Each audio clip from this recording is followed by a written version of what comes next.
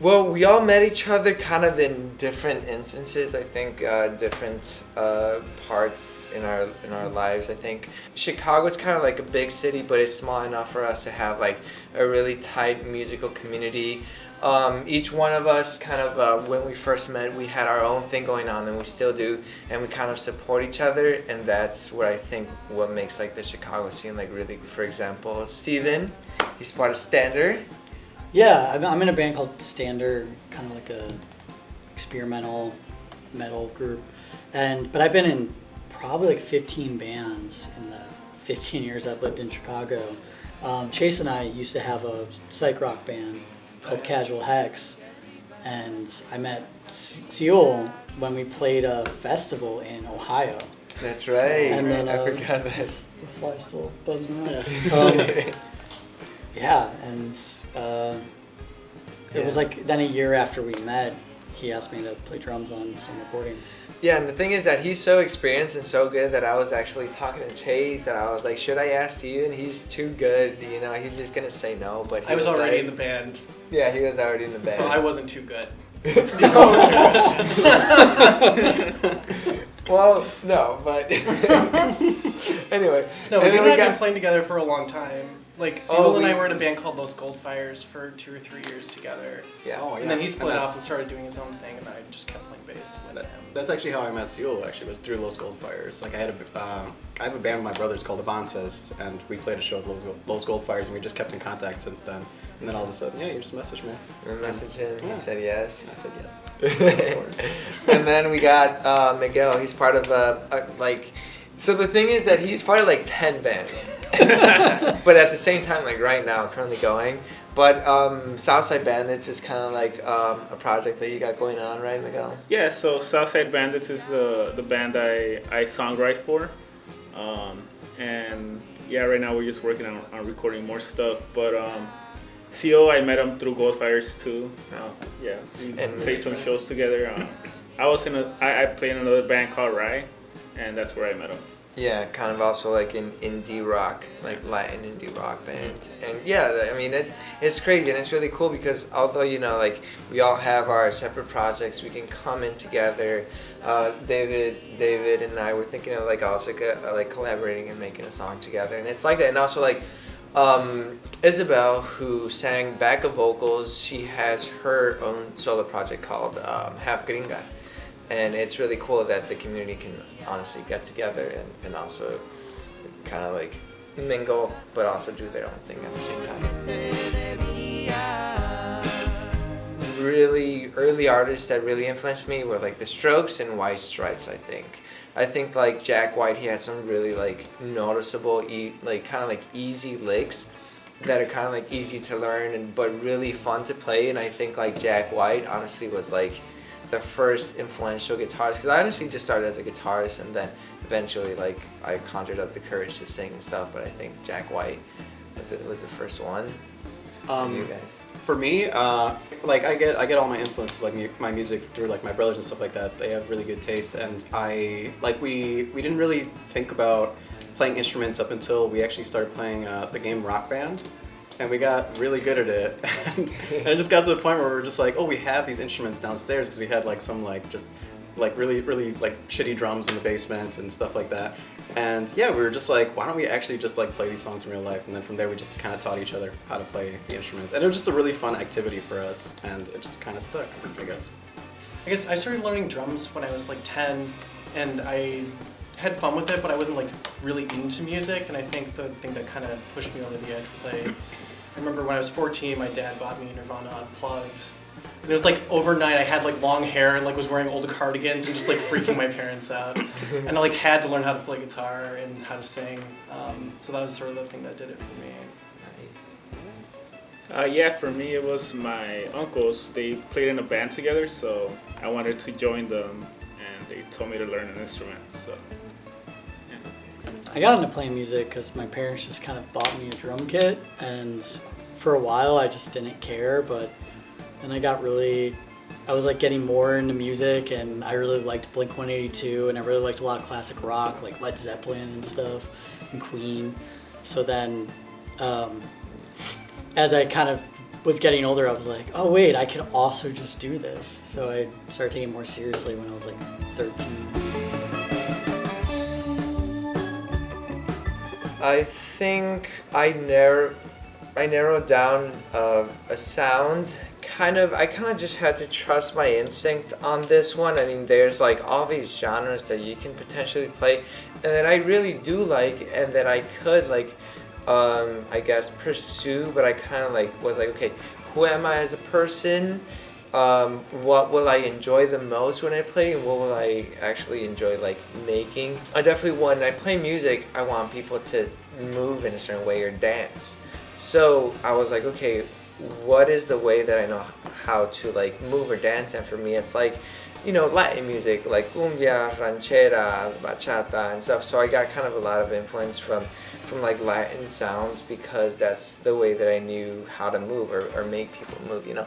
And I guess in terms of like songwriting and stuff, I kind of like a lot of literature. There's like this writer called Gabriel García Márquez. So the thing is that what he does is that he talks about these very like kind of like sad stories and stuff, but he writes them in a very happy way. So it kind of creates this like nostalgic way of talking, where he talks about sad things but writes in a happy way. So that's kind of like what I sometimes do is like I'll write a line like a minor, you know, and then but I'll talk about like really happy stuff, or I'll write in a major key but then talk about sad stuff. So that kind of gives it a kind of like a weird twist to the words. And I guess aside from that, like rock music that I grew up with, you know, Strokes, Interpol, Kings of Leon, and stuff like that.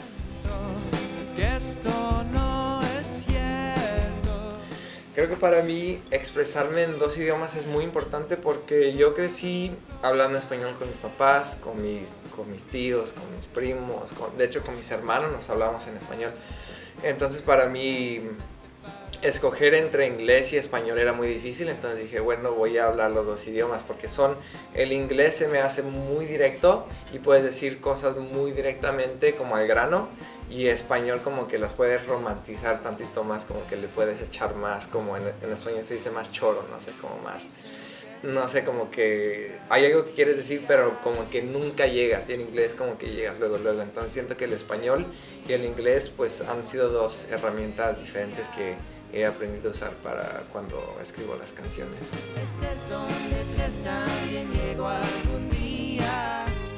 I think that a tip that I can give in terms of like, you know, starting a band and kind of like wanting to expand is like, don't be scared of reaching out to other musicians. Like, for example, I reached out to Steven and I thought he was going to say no, but he said yes. And I think it's that, like, obviously it's normal to be scared. Like, you're going to be scared, like, every step of the way. But, like, take that leap of faith, you know. There's this really cool venue that you want to play at, but maybe you're scared that they're going to say no, or that, you know, they might think that you're not good enough or whatever, but just ask anyway. And I think that goes with anything usually in life, but I think in music especially, it's helped me a lot to just like bombard all these people. Like, for example, yeah, like Isabel, I just messaged her today to like contribute to like the session today, and she said yeah, it happened. So I think that's my tip. Give yourself some time. Like, I feel like as soon as you start, you kind of want to be doing like the coolest thing you can imagine, and I think what I've found is people who are persistent and kind of stick with it over a long time, they'll end up doing cool things no matter what, if they actually like, stick with it. But it may take a while, you know? So don't get discouraged right away. Every musician should do this, is never lose that new musician energy, and just always be curious to find new things. And I think it's really a death knell for musicians when they quit challenging themselves and listen to music that you, or at least digest music that you might not understand at first, and decide why you don't like it versus just pushing it away. And you'll sometimes develop a really unique way of approaching things by doing that. I would say don't be afraid to fail, because like I had it in me a while where I would just like write a song and I'd be really stuck on that one song, and yeah, I would have to like, I eventually learned to like leave it alone, go on to the next song, keep doing that until you find something that you really like. You can't get stuck on one thing, because then, I don't know, it's just gonna hold you back.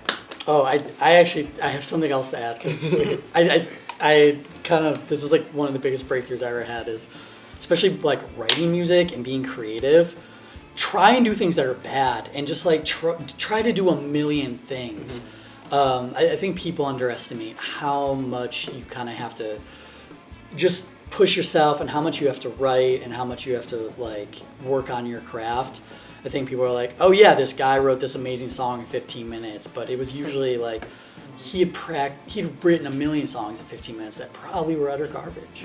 The kind of the advice that I would give to people who are just starting touring and stuff like that is, like I just recently went on tour like back in 2019 with my brothers, and it got to a point where like, because we're siblings, we fight and stuff, it got to a point where my brother Eric would be like, okay, before the tour started, he's like, okay, if we ever get angry at each other, we have to ask each other, did you eat? Like, make sure that you eat, make sure that you eat correctly, eat healthy, don't overextend yourself, and definitely every time you park somewhere, every time you go to a hotel or whatever, empty out your whole van. Bring everything in. Don't leave anything in the car. I think you just like hit the nail right on the head. I think like your diet on tour. I think noticeably like America is just so notoriously like once you're in between cities, it's just so hard to eat healthy because everything you eat is just like gas station food and Subway and McDonald's it's hard and to stuff find like that. Culver's. Yeah. I'm just mentioning all these brands. I'm not sure if we can say them,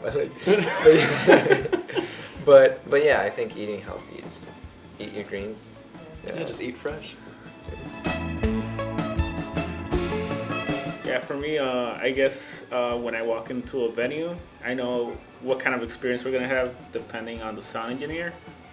You know, how he communicates or she communicates, and yeah, I could kind of tell how it's gonna go based on that. I feel like even beyond that, just the venue staff in general. Like if you get there and they're kind of mad that they have to talk to you, it's probably not going to be a good night. Yeah. That's always a sign to me. A good sign is usually like talking to the bands first and stuff like that, you know? Like even if it's like, it looks like a little like, if the place looks run down or whatever, like even like if the bands are just super friendly or like, you know, excited to play and stuff like that, that makes it a good show. Yeah, I think even if the venue has positive energy, if other bands, you know, because you also have to share equipment and stuff like that, if they're super like picky with like the equipment that you're sharing, then that kind of also can contribute to a bad show. Gabacho just recently released a single called Chelas and Cielo, and honestly, it's a pretty personal song. Honestly, it's the first time that we ever really play it live or as a band in front of people. It's a song that kind of like to reminisce about loved ones that have left this world, and specifically there's kind of these encounters with close family members. To name, you know, my cousin Eddie and my grandpa that just, you know, passed away very recently, and it's something that I really wanted to talk about, and sometimes it's kind of like hard to talk about those things because obviously it's very emotional. It's very hard to go through these things, and I wrote this song and I never really thought I was going to share it with the world, but I thought it was a good, you know, I thought it might be good for me to write it and share it with the world because there might be other people that are going to do the same thing, and it's not easy, you know. So sometimes it's good to write about those certain things, even though it hurts. But I think I found a way to kind of like express myself through the song, and that's one of the songs that we played today. And the song just came out very recently, and we took this opportunity to go ahead and share it with you guys.